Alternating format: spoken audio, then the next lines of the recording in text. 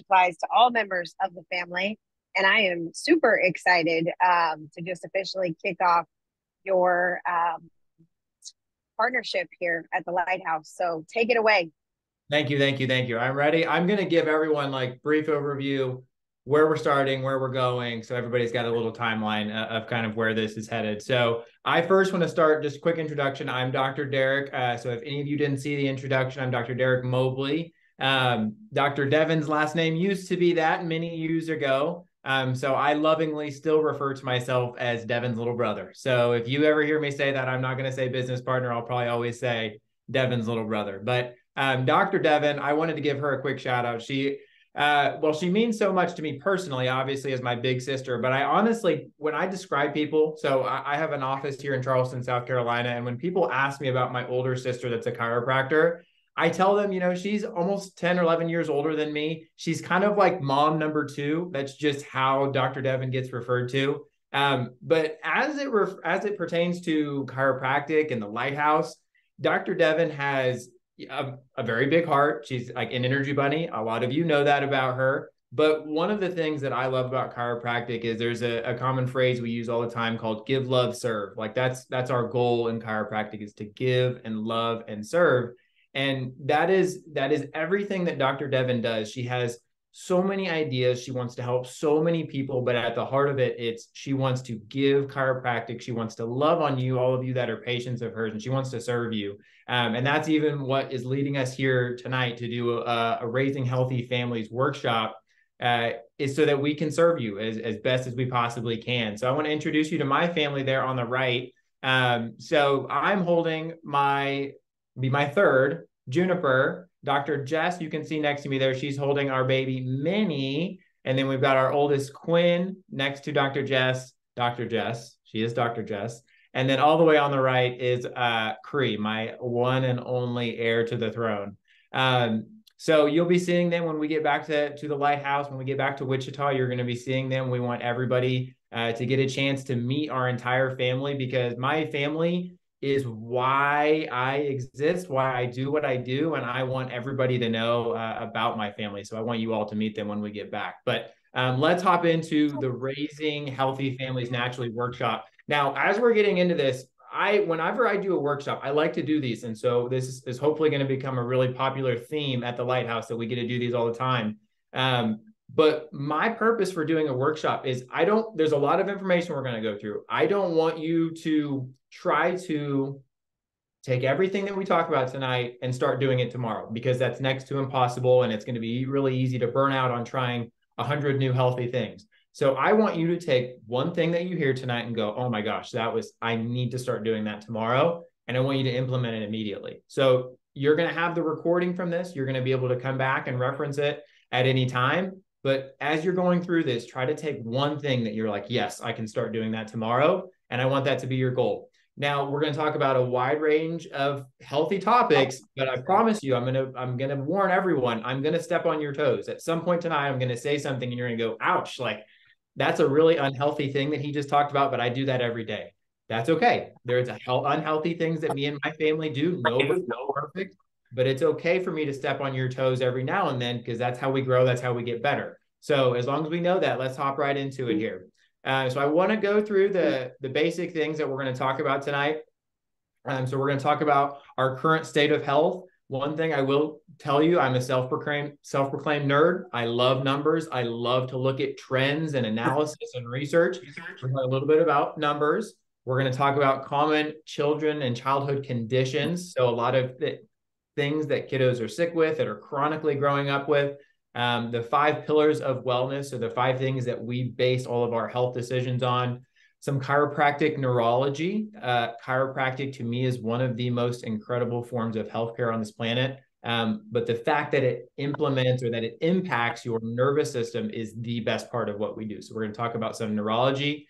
We're going to talk a little bit about some nutrition for the family. And so a lot of what we're talking about tonight is geared towards family, okay? But if you're a single dude in your 20s, this is still relevant for you, okay? But we're going to talk a lot about how we can make some easy, simple swaps and things like that for the family. And then we're going to talk about tools for your toolbox, which is healthy things that you can be doing when you're sick or when you're trying to add a new supplement. How can how can you best gauge what is right for you? So we're going to talk about that as well.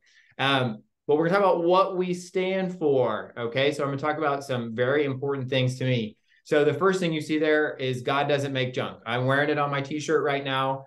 It is at the heart of every health decision that I make, is I believe that God does not make junk. And why is that so important? It's like, if I believe that God does not make junk, that means that when something happens to me, it's happening for a reason. Oh, I'm sick, I got a fever. Man, my body's junk. It's not junk. It's doing that for a reason. But we can apply that to so many different things that our body goes through. And so at its core, whenever I make a health decision, it's based on God doesn't make junk. Okay, that's very important. Our bodies are designed to be self-healing and self-regulating. This to me is like so cool. But you can apply this to a lot of things. But let's say you got a family member, they're sick, they've got a kidney disease, and they need a new kidney. You can chop yours out, give it to your family member. You're good on one kidney. You're cool and you're doing really good. Somebody's got liver disease. You can cut out half your liver and give it to a family member, and the other half of your liver is going to grow back. To me, that is incredible. That is so cool. But there are so many instances that we can apply to the body being self-healing and self-regulating, right? We break a bone. We don't have to sit there and think, okay, bone, heal back. It's going to heal back on its own. Everything, that bone is going to completely calcify back together. And we can apply that to so many instances in our body. But again, this is setting our foundation. We have to have a foundation from where we make health decisions. And the fact that the body is self-healing and self-regulating is an important part of that. Most people settle for feeling less than 100%. This is one of those ouch moments. There's a lot of people that I could probably point fingers at, but a lot of people, especially patients that I take care of, that come into my office and say, yep, I have headaches. I have normal headaches. I've got normal low back pain. And I have to stop them right there and say, you don't have normal low back pain. Okay. That's maybe common, not normal. Okay. I use that phrase a lot. There are a lot of things that we deal with that are common, not normal. Okay. There is nothing, our body is not designed to constantly be in a state of pain or dysfunction. We're not supposed to commonly have acid reflux. Okay. We might deal with that. It might be common, but it's not normal. Finding the root cause, not masking the symptoms. I mean, we all know that this is true, right? If you got a nail in your tire and it keeps losing air, yes, you can keep putting air in the tire, but eventually you're going to have to take the nail out and you're going to have to patch the hole, right? We have to find the root cause. If you're constantly taking medication or leaning on something to help you feel better, but it's not actually fixing what's making you hurt or what's making your body not function well, we're going to be constantly behind the 8 ball, and those issues are going to add up. There is a time and a place for modern medicine. You're not going to hear doctor bashing or medical bashing here tonight. There's always a time and a place for modern medicine. I've had a dad who's had a stroke. I've had a mom who's had stage 4 cancer, right? There is a time and a place for modern medicine, but there's a natural sequence. We should always start minimally invasive first, and then we can move on, right? And that's the next point, is just exploring natural solutions first. All right, let's move on. So our current state of health. I'm going to breeze through a few of these, but this first point here, numbers kind of get lost a little bit when you just say them out loud, but this top one, chronic diseases affect 133 million Americans. That's more than a third of our country, and it really is probably higher than that. But that over a third of the people, right? If you look around and you see 2 people, it's like one of you has a chronic disease. That's pretty crazy, right? When we look at trends of obesity, doubled in adults, tripled in children, and quadrupled in adolescents, that ain't all right. Cardiovascular disease and cancer cause more than 70% of the mortality in our country. Okay, but that's not the craziest part. The next one to me is the craziest part. 50% of those deaths are preventable. This is the first statistic when somebody comes in and tells me that their loved one has cancer or their loved one just had a stroke or whatever it is, and they're really scared about where that means they're headed or that it runs in their family. The first thing you have to tell yourself is 50% of the time you can prevent that person from dying with basic healthy things, having a better diet, exercise, and I'm going to biasedly throw chiropractic care in there as well. But that is such an important number. We are not controlled by cancer and cardiovascular disease, despite the fact that they kill a lot of people. It doesn't have to. We can absolutely be preventing these things. Now, this next point, we're going to spend a little bit of time, quite a bit of time talking about mental health. I read this study, this last bullet point down here a few years ago, and I literally can't get it out of my brain. So they did a study on high school kids during the pandemic. And it showed that 37% experienced poor mental health, 44% experienced persistent feelings of sadness, 19% had seriously considered attempting self-harm, and 9% already had. Again, numbers kind of get lost in the fray, but you think about 1 in 5 high schoolers considered attempting suicide and 1 in 10 already had. It just, that is a trend that does not have to happen.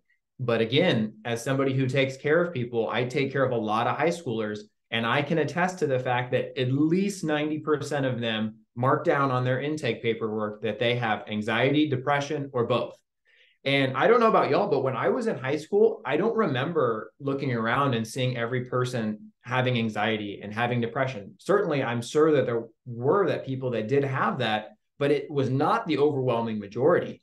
And so for me to see that as a trend, both in my office and just in our country, again, I don't think God makes us to be anxious or makes us to be depressed, right? But the biggest thing that we can think about, right, because it's very difficult when you're in a cycle of having anxiety, it's like, okay, well, how am I going to be anxious? Just tell me to stop being anxious.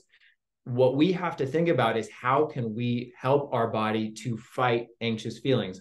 And that leads me to another point, which is if you or your child have anxiety, don't say you have anxiety. You are experiencing symptoms of anxiety. If you say, I have anxiety, you're letting anxiety control you. I'm not saying you don't have anxiety, but you're experiencing symptoms. It's far different. It's a very important change. But we have to help your body to combat anxiety. Now, chiropractic, we're going to talk about it, is very important. And why is chiropractic important? One of my mentors in chiropractic, his name's Dr. Jay Holder, he has studied this, but one of the things that he has studied is a thing that's called the brain reward cascade, and how chiropractic can literally help your body to rewire its reward system. And this is important for people that live in chronic pain, people that have addiction, people that struggle with anxiety and depression. But it literally impacts not just the back or the neck, it literally impacts the brain and helps you to rewire the way your body perceives everything that's happening around you. And that's a very big part of anxiety, is when you walk into a situation that creates these anxious feelings, it sets that off every single time. Well, if we can help your nervous system to perceive this environment better, we're going to have less anxious thoughts. So it's very, very important, but we're going to talk about even more why chiropractic can have an impact on this. Again, top chronic diseases in kids. I'm not going to run down every single number there, but really, if we're just looking at this chart on the right, we're just seeing this linear trend. We're just headed in the wrong direction, right? And so a lot of times, like, people will talk about how it's nice to live in the modern world and how our life expectancy is so much longer. But if we're so much sicker, I just can't imagine why someone would desire that. Why would we desire that we're going to be chronically sicker and our kids are going to be chronically sicker? And I really just want to be a part of the solution and not a part of the problem. And that's what we're going to get to the heart of tonight. Where has our health gone? This is something that fascinates me. I love thinking about the human body from like an ancestral perspective. And we think about where were humans 5,000 years ago or 10,000 years ago. And if you think about how much our daily lives have changed in like the last 50 years, to me, it just makes sense that our biology has not caught up to how different life is as a human now compared to 5,000 years ago. But when we talk about lifestyle changes, right? Think about just how much we move or how much we sit, right? I'm sitting right now. I sit a lot, probably a lot more than I should. But think about humans for 10,000 years. We almost never sat. We walked everywhere we went. Now we sit at a desk or in a chair, or computer, or plane for hours upon hours every single day. And our body is not used to that. An increase in empty calories. We're going to talk about food a little bit tonight, but we really just have to think about from this empty calories perspective. If you're putting something into your body and it's not really adding anything nutritionally other than filling you up, so we're talking about junk food, right? You're making your body work really hard and it's getting no reward. And so we can imagine why our guts might not be happy with us if we're chronically putting things into our mouth that go into our stomach and there's no benefit for your body. An increase in toxins in food that we eat. I'm going to share a list here in just a little bit of just a lot of junk that's in our food and in our environment.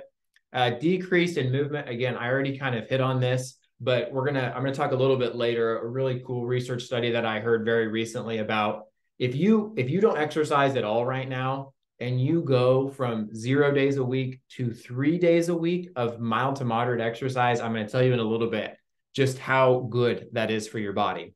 An increase in technology. Again, I'm really thinking from that ancestral perspective. We're just not designed to be on technology all of the time. It just makes sense that that's not good for our brains. Decrease in connection with others. We're really designed to be around people, and even just kind of relating this to technology gives us this sense that we have community when we really do not have community. And there's really something special that happens when you're close physically in connection with someone. An increase in the 3 T's, and that brings us over to our chart over on the right. So the 3 T's are thoughts, traumas, and toxins. This is a chiropractic line of thinking. It's chiropractic philosophy that tells us that there are 3 main types of stress that our body runs into every single day. And so when we're looking at this chart over here on the right, what you see is chemical stress, physical stress, and emotional stress. And what it wants you to imagine is that we have a stress bucket. And every day we're putting one of those 3 T's or all of those 3 T's into our bucket. That bucket is filling up. Now, guess what happens when that bucket overflows? We're going to have symptoms. And symptoms could be physical symptoms, aches and pains, chemical symptoms like digestive issues, heart issues, or emotional issues, anxiety, depression, okay? So what we're trying to do from a chiropractic perspective is, yes, we want to lower the amount of stress in that bucket, but the word that you see here in the middle towards the bottom says learning to adapt. That is the most important part of having a healthy functioning nervous system. Is I can't take all your stress away, right? I can't take away how stressed you are to go home to your husband or to your wife, whatever. But what I can do is help your body to adapt to stress better so that your bucket doesn't overflow, so that you don't have symptoms, right? And so again, this is one of the things I have to tell my patients all the time is I'm not fixing you. I'm just helping your body adapt better. So don't pat me on the back when you come in and you feel better after an adjustment. Pat yourself on the back, because now your body is simply adapting better. We don't want your bucket to overflow. These are a couple of quotes. The one on the left is a quote that I love, and this picture on the right is a little sillier. But the one here on the left says, "For what is each day but a series of choices between the right way and the easy way?" It is really, really hard as a parent to wake up every day and get up on time and get your kids ready for school and make sure they're eating healthy and you're eating healthy and you're not stressed and they're not stressed and you're not spending too much time on your phone and they don't have too much technology. It's not easy. As a parent, I know that day in and day out, you have to stop yourself and make sure that that day is going to be a good day. And you have to make that decision every single day, but you can either do it the right way, right, or the easy way. And sometimes the right way is hard. But that's what we see over here on the right, this little picture. So you see a little family. There's mom and child on the left, mom and child on the right. Mom and child on the left, the mom says, "How do you get your child to read books?" while she's sitting down looking at her phone, and her kid's looking at her phone. And then you look over at the other family and they're reading books, right? Our kids are always watching us. I'm going to show you here in a little bit how we can use this positively, but our kids are always watching us. And so it really is important that we make the right decision as much as we possibly can. So our 5 keys to success with health. So we want to have a positive mindset, how important neurologically based chiropractic care is to us, intentional nutrition, quality movement, and reducing our toxic load. I'm going to expound upon all of these here in just a second. So let's just keep going through them. So again, what you're going to hear me talk about that I think is important, especially when I see people trying to implement healthy things in their life, is that you have to have a foundation, a firm foundation from where you draw your information from. Because I'm sure everybody can relate to this. It's like when you're trying to start a new healthy habit and, somebody asks you, "Why do you do X, Y, and Z?" And you're like, "I don't know. I saw it on Facebook." Or, "Why do you do this?" "That my doctor told me, my chiropractor told me, my mom told me." It's like we make these decisions, but we don't really know why. It's like, I don't know why I try to eat paleo, but I just do. Somebody told me, right? I'm not saying that you have to go earn your doctorate, but we can have this firm foundation from where we say, this is why I make this health decision, because I think that it's good for me for these reasons. Okay. For me, these two principles are where I base a lot of my decisions: vitalism and holism. So vitalism, I'm just going to read it for us, explains the nature of life as resulting from a vital force that is peculiar or different to living organisms and different from all other forces found outside of living things. This force is held to control form and development and to direct the activities of the organism. Vitalism, right? Vitalism tells us that things happen in sequence for a reason, and we don't even have to think about it. When a mom gets pregnant, that baby is going to continue to grow in utero, and she doesn't have to think about it. When you look at the growth and development of a baby to a child to an adult, or to an early adult to an adult, and how they learn to crawl and walk, and everything happens naturally in a sequence, right? Those are vital forces that our body goes through and that keep us growing and developing. My goal is to honor those vital forces. I want to think about how hard is the vital part of my body working and how can I make it work even better. So vitalism is a very important principle to me. And like I said, what it says right here is that it's different, right? You have to remember that the human body is different. And I believe God made us that way. It's one of the beautiful things about being human, but it didn't happen by accident. We're not just a big set of cells that are just walking around and just existing in this world. There's a vital force within us that made us, okay, and keeps us growing and developing for the rest of our life. And holism, everybody probably knows what holism is, but it's right. It says the treating of the whole person, taking into account mental and social factors rather than just the symptoms of illness. And this is especially important if some of you are patients of Dr. Devon. I'm sure she says this to you, but we can't only think about how you feel. We also have to remember how your body's functioning. What are other things outside of just how you feel that we have to factor in? How stressful is your job? What's your diet like right now? How much are you exercising?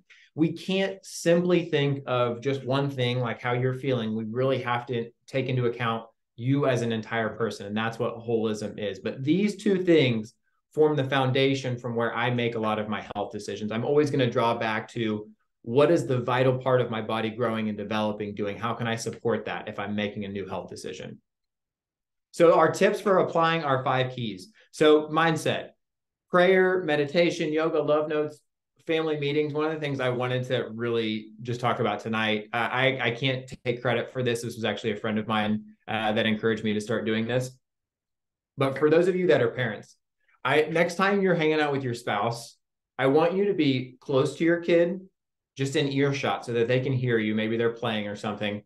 And I want you to, like, in a loud way, make sure they can hear you. Say something really positive about them. Say, oh my gosh, did you see how Cree was playing with Junie earlier? It was so cute. He was being such a good big brother. I was so proud of him. It was so cool. Or, oh, we were outside shooting baskets earlier. Did you see Cree? He was making so many baskets. His basketball game is getting so good. If you just watch them, they don't know you're talking, or they know you're talking about them, but you're not talking to them.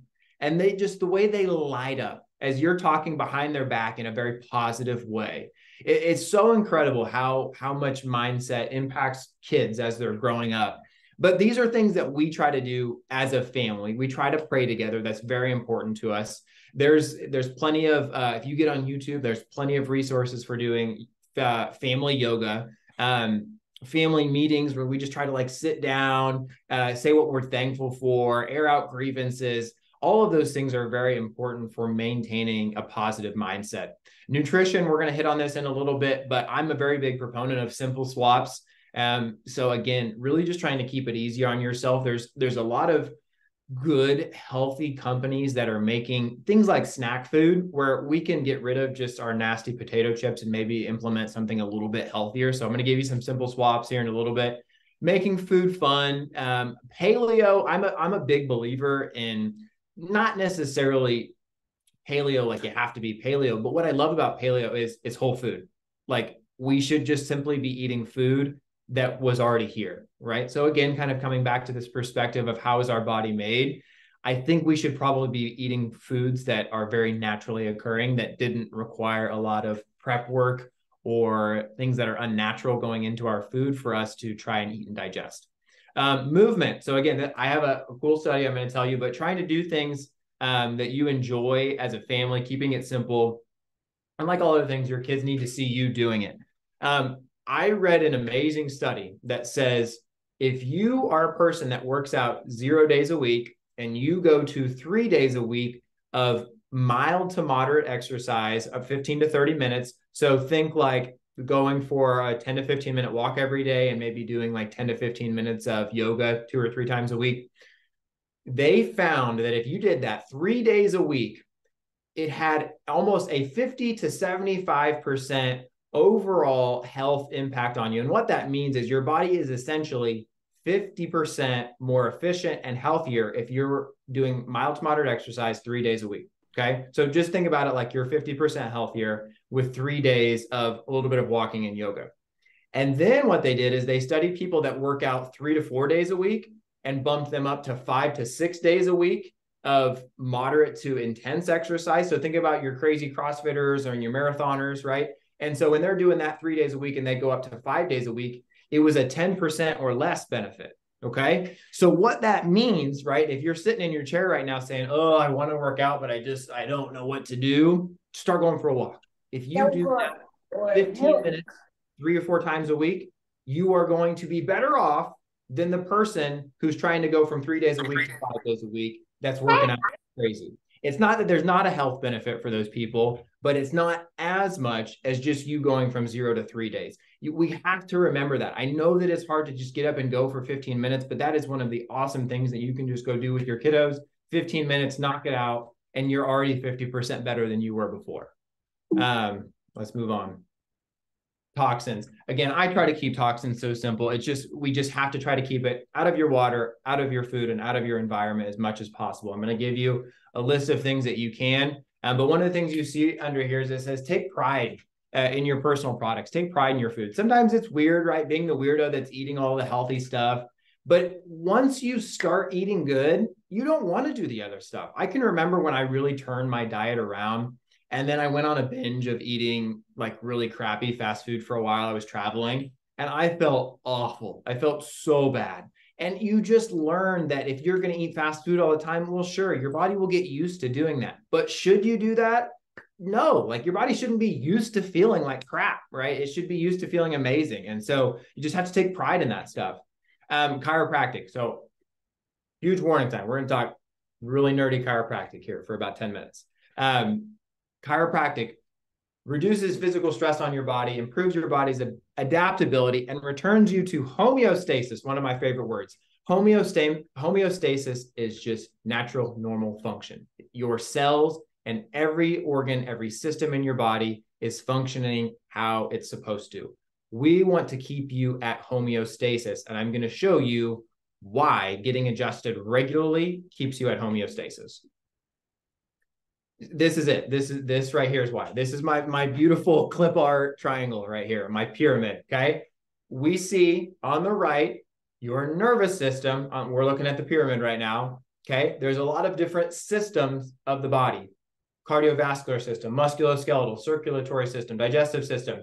Your nervous system, okay? Anybody fans of Grey's Anatomy? Okay, Grey's Anatomy is actually a textbook. It's not just a TV show. You prop open Grey's Anatomy, one of the first things you're going to read is that the nervous system is the master system that controls and coordinates every other system of your body, okay? So I get this all the time, but I'm certain that Dr. Devin does. If one of you is patients of Dr. Devin, I'm sure you can attest to maybe walking in one day and saying, oh, Dr. Devin, I'm just not sleeping good right now. I don't know what to do. I'm just not sleeping. What can I do for my sleep? And I bet one of the first things she'll say is, lay down, let's get you checked.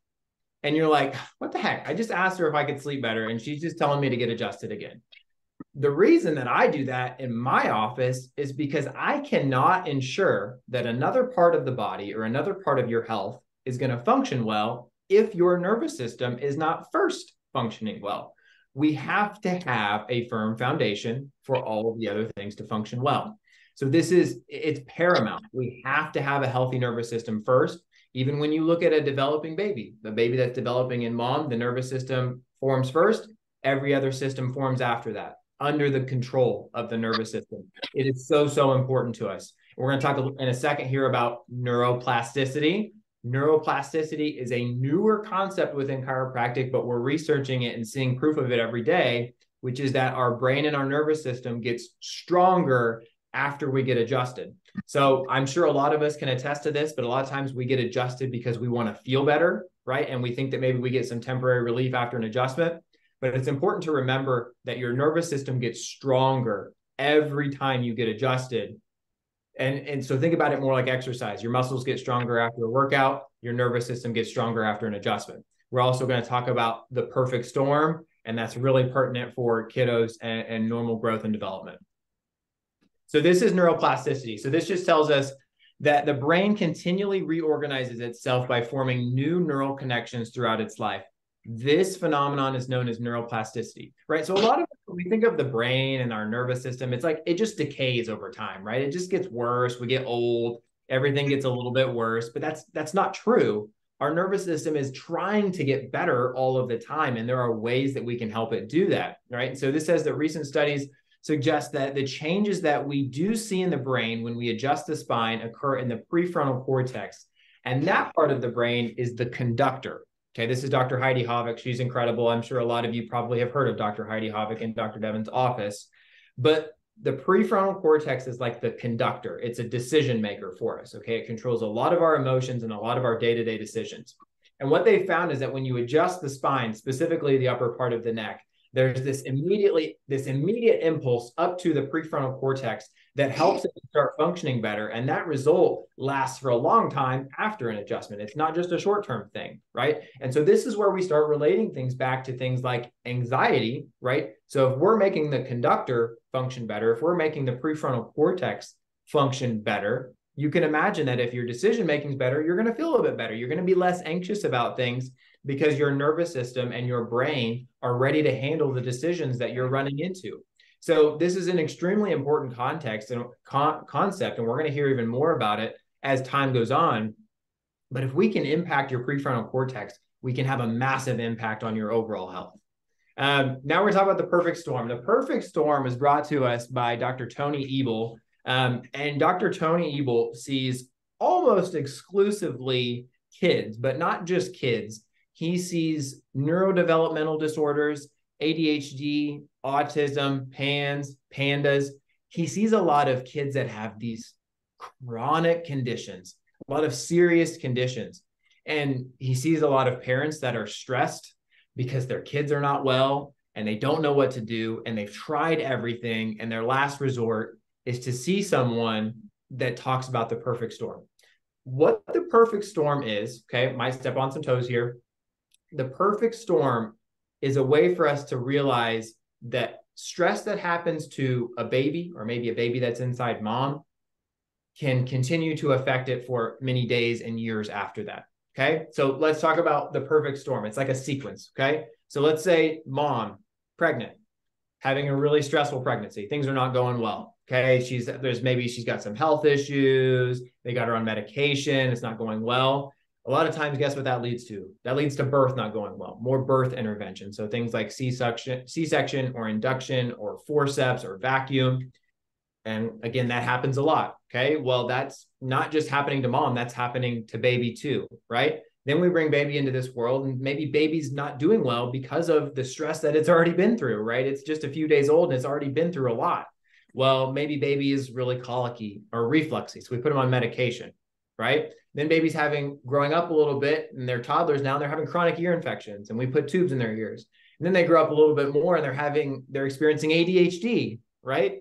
And then they grow up a little bit more and they're in high school and now they're having anxiety. And those all sound like very separate things, but they're not. They're all stemming from the same place, which is that this storm that happens to babies or toddlers or children, and it follows them for the rest of their life. One of the worst things that I hear parents say is, oh, don't worry about that or whatever symptom, or don't worry about that kid. They'll grow out of it. Kids don't grow out of ear infections. They grow into ADHD. They don't grow out of ADHD. They grow into anxiety. Okay. Kids just don't know how to tell us that something is wrong, right? They don't know how to tell us what's going on. Babies don't know how to tell you that. And so the perfect storm is a way for us to realize that the most important time that I can impact someone or impact someone's life is a pregnant mom. Because if I can help her have a better pregnancy and maybe we can avoid a C-section, that's awesome for her and baby. But then if we can adjust baby and give them a firm foundation, they're going to avoid this perfect storm. Well, that's going to impact them as a baby, but as a toddler and an adolescent and as a teenager. And then as an adult, that's not going to have chronic headaches and migraines and low back pain because it's followed them their entire life. Now they can avoid all of this in its entirety because they started with a healthy, functioning nervous system that helped them to adapt and get over all of this stress that a lot of kids deal with. And we're going to talk about chronic illness and conditions that a lot of kids deal with and things that you can help with that as well. Here's earlier I was talking about that toxin list. So this is a lot of different things that you find in food and beverages, things that you can find in the environment. I'm not going to sit down here and go through everything. This is recorded. You can come back and go through these things. And again, this is not something you have to memorize overnight. When you start going and finding healthy things, sometimes they might have some of this stuff in here. It's still better than just eating all the junky stuff all the time. But we want to slowly and surely get this stuff out of our diet and out of our environment if it's not naturally occurring. Again, that's always like my standard. If it's not naturally occurring, we should probably try to avoid it. Some nutrition tips. Again, I try to keep this really simple. We try to keep nutrition really simple in our family. Try to eat whole foods. Again, that's really the basis of the paleo diet, is we're just really trying to avoid things that are processed. So avoiding refined sugars and processed food, because we're just not made for that. I had acid reflux when I was in my early 20s, and I just didn't really understand nutrition. And I just thought I could eat anything. I remember having this thought when I was younger. I was like, I'm skinny and like I'm healthy and I work out all the time. Like I can eat whatever I want. And acid reflux smacked me on the head and told me, no, you cannot just eat whatever you want. When you eat carbs, right, we should try to get them to come from natural products like fruit, honey, maple syrup. Honey is amazing during allergy season. I have a patient that I see that she works for an ENT, and she told me, and she's not on this call, so I don't have to worry about this, but she told me that her doctor that she works for said, if you tell anybody this, I'll fire you. But taking a tablespoon of raw local honey preventatively during allergy season is the equivalent of the allergy shots that he gives to his patients every year. So get some raw local honey in your diet. It's incredible for you. Now, when it comes to meal planning, meal prepping, we don't really meal prep. We try to meal plan. That tends to work best for our family, is that we just know what we're going to make ahead of time. That really just reduces the stress on the day-to-day when we know, okay, this is what we're making. It's leftovers tomorrow. We're already on top of it. We use the crock pot a lot. You can't use it every day, but at least once a week. It just makes one meal a little bit easier on you. But really, my big takeaway from nutrition is the 80-20 rule. I think it is very, very difficult in our day and age to be 100% perfect all the time. And especially for the everyday family, it's really just unattainable. Not completely unattainable. Maybe some of you crazies can do 100% healthy all the time. But if you're shooting for 80%, right, Monday through Friday, you do really, really good. And you binge a little bit on Saturday, Sunday. I promise you, you are doing 100 times better than the everyday person. So 80-20 rule is fine. It's okay if you're not 100% perfect all the time. And again, just try not to overcomplicate it. It's so much easier if you have something that you can stick to. But again, if you have a reason for why you're doing it. And so if you're saying, okay, I'm going to stick to whole foods this week, it makes it easier for you to make those decisions.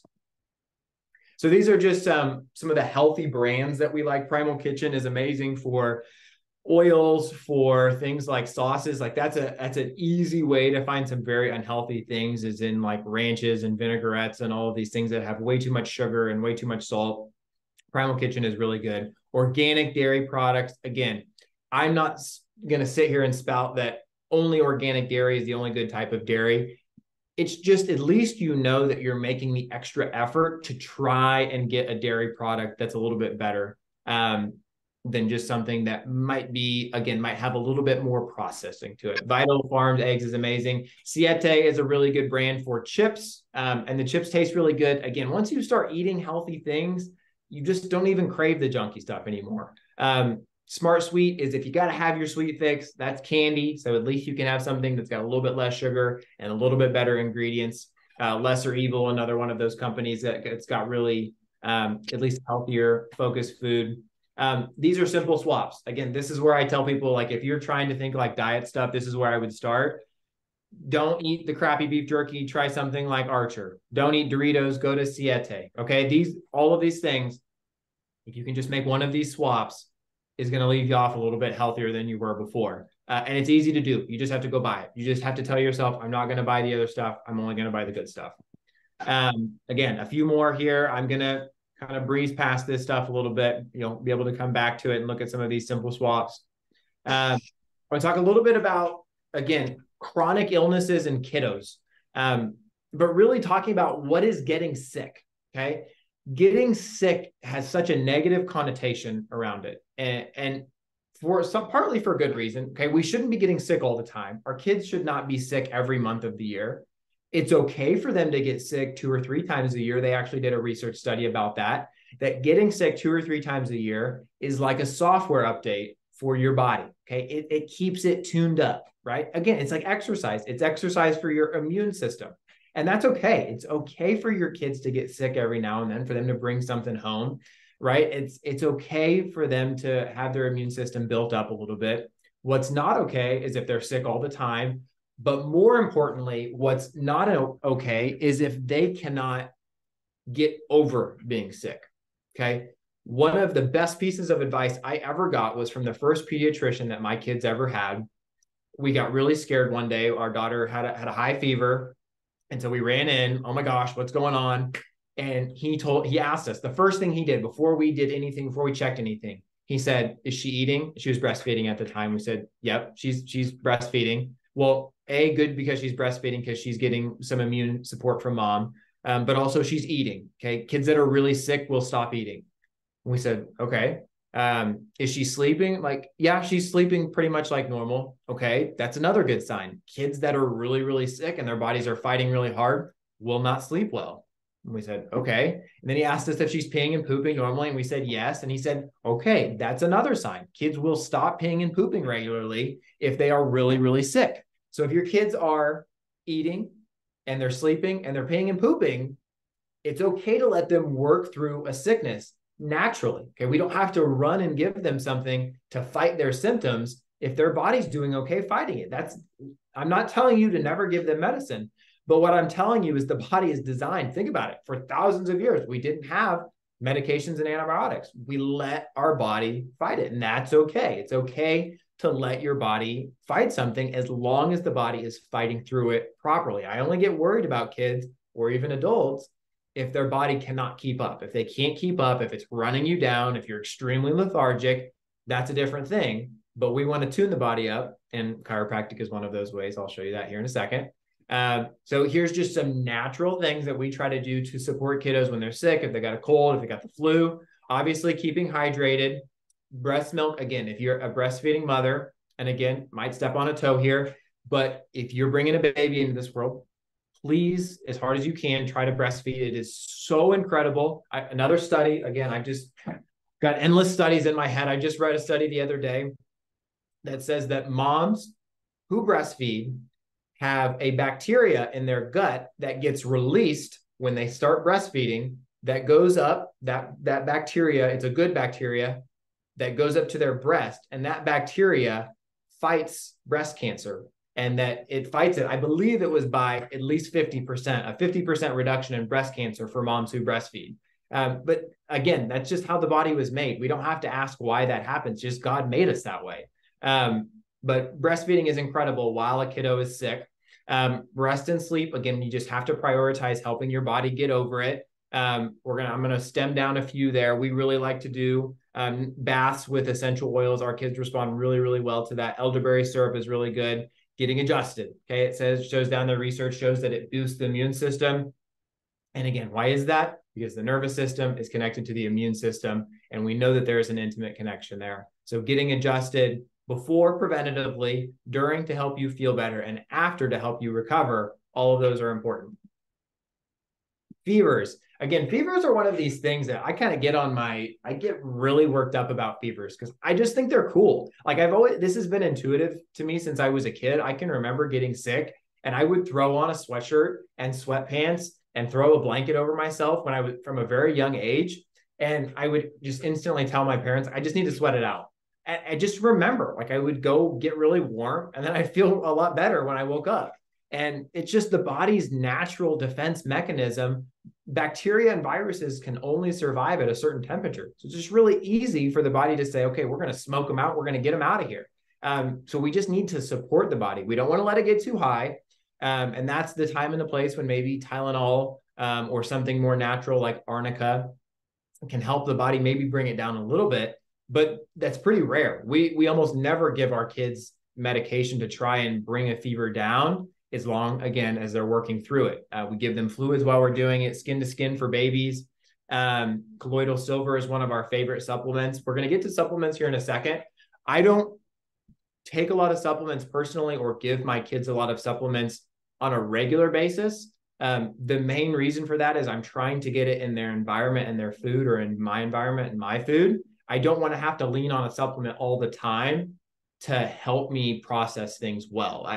We should try to get a lot of that stuff in our food, but especially when you're sick is a time to use that instead of maybe leaning on a medication.